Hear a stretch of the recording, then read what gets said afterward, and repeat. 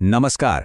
ગુજરાતના હેલ્થકેર સેક્ટરમાં સરકારી નોકરીની એક જબરદસ્ત તક આવી ગઈ છે અને આજના આ ખાસ માહિતી સત્રમાં આપણે તેનું સંપૂર્ણ પૃથ્થકરણ કરવાના છીએ. હેલ્થકેર ક્ષેત્રે કારકિર્દી બનાવવા માંગતા તમામ ઉમેદવારો માટે આ માહિતી ખૂબ જ મહત્વપૂર્ણ સાબિત થશે. તો ચાલો સીધી જ વાત પર આવીએ. આંકડો છે 1948. જી હા, અત્યારે ગુજરાતમાં આ પોસ્ટ માટે બરાબર 1948 જેટલી ખાલી જગ્યાઓ ભરવા માટે જાહેરાત કરવામાં આવી છે. સરકારી ક્ષેત્રમાં આટલી મોટી સંખ્યામાં ભરતી થવી એ ખરેખર એક સુવર્ણ તક છે જે બિલકુલ ચૂકવા જેવી નથી. આજના આ સત્રમાં આપણે 5 મુખ્ય મુદ્દાઓ કવર કરીશું. પહેલું, ભરતીની મુખ્ય માહિતી. બીજું, શૈક્ષણિક લાયકાત અને ઉંમર. ત્રીજું, જગ્યાઓ અને અનામત. ચોથું, ફી અને ખાસ નિયમો. અને છેલ્લે, અરજી કેવી રીતે કરવી. તો ચાલો શરૂઆત કરીએ વિભાગ 1થી. ભરતીની મુખ્ય માહિતી. આ છે ગુજરાત પંચાયત સેવા પસંદગી મંડળ એટલે કે જીપીએસએસબીનું સત્તાવાર નોટિફિકેશન. આ કોઈ અફવા નથી, પણ ફિમેલ હેલ્થ વર્કર વર્ગ 3ની ભરતી માટેનો એકદમ પાક્કો સરકારી દસ્તાવેજ છે. હવે પછી આપણે જે પણ ચર્ચા કરીશું તે આ જ નોટિફિકેશનના નિયમો પર આધારિત હશે. અહીં સૌથી પહેલી અને પાયાની વાત એ છે કે પોસ્ટનું નામ જ ફિમેલ હેલ્થ વર્કર છે, એટલે કે આ ભરતી સંપૂર્ણપણે અને ફક્ત મહિલા ઉમેદવારો માટે જ છે. પુરુષ ઉમેદવારો આમાં અરજી કરી શકતા નથી. આ એકદમ સ્પષ્ટ વાત છે અને તેની ખાસ નોંધ લેવી. આગળ વધીએ વિભાગ 2 તરફ. શૈક્ષણિક લાયકાત અને ઉંમર. લાયકાતની વાત કરીએ તો નિયમો બહુ સિમ્પલ છે. 12મું ધોરણ અથવા તેને સમકક્ષ લાયકાત હોવી જોઈએ.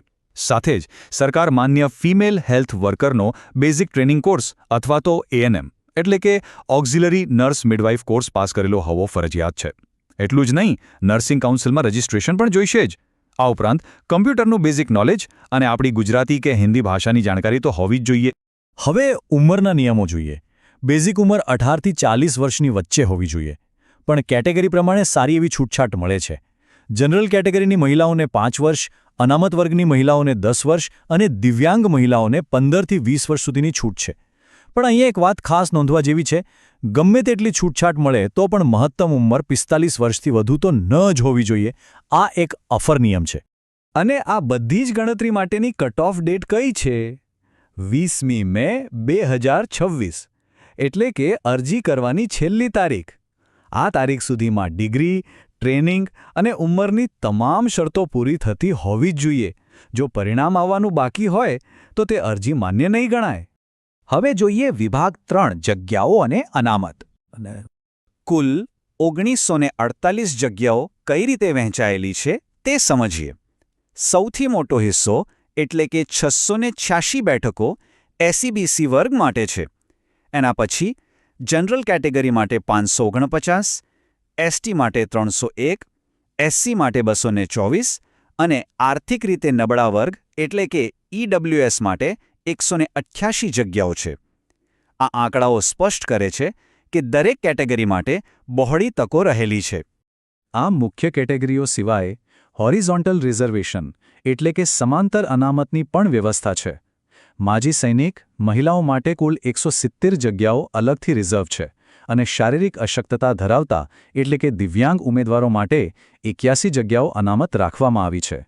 આ બેઠકો જે તે મૂળ કેટેગરીની અંદર જ એડજસ્ટ કરવામાં આવે છે.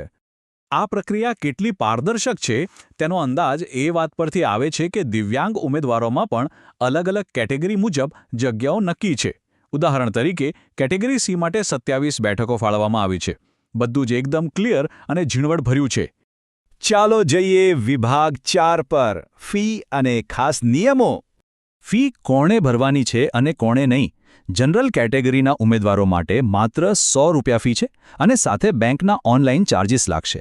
સામે પક્ષે એસસી, એસટી, એસીબીસી, ઈડબ્લ્યુએસ, માજી સૈનિક કે દિવ્યાંગ ઉમેદવારો માટે ફી સંપૂર્ણપણે માફ છે, એટલે કે તેમણે કોઈ જ ફી ભરવાની નથી. હવે ધારો કે કોઈ કારણસર ઓનલાઈન ફી ભરવાનું ચૂકી જવાય તો શું? ચિંતા નહીં, મંડળે એક લાઇફલાઇન આપી છે. 21મી મેથી 25મી મેની વચ્ચે રૂબરૂ ગાંધીનગર કચેરીએ જઈને ₹500ની પેનલ્ટી ભરી શકાશે. પણ શરત એ છે કે અરજી ઓનલાઈન કન્ફર્મ થયેલી હોવી જોઈએ. જો કે પેનલ્ટીથી બચવા સમયસર ઓનલાઈન ફી ભરી દેવી એ સૌથી સમજદારીભર્યું કામ છે.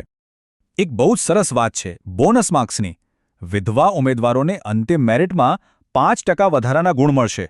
બસ આ માટે પુનઃ લગ્ન કરેલ નથી તેવું એફિડેવિટ આપવું પડશે. એ જ રીતે રમતગમતના માન્ય સર્ટિફિકેટ ધરાવતા સ્પોર્ટ્સ પર્સન્સને પણ 5% વધારાના ગુણ મળશે. આ 5% ફાઇનલ સિલેક્શનમાં ખરેખર ગેમ ચેન્જર સાબિત થઈ શકે છે. અહીં એક કડક નિયમ ખાસ ધ્યાનમાં રાખવા જેવો છે. એક ઉમેદવાર એક જ અરજી.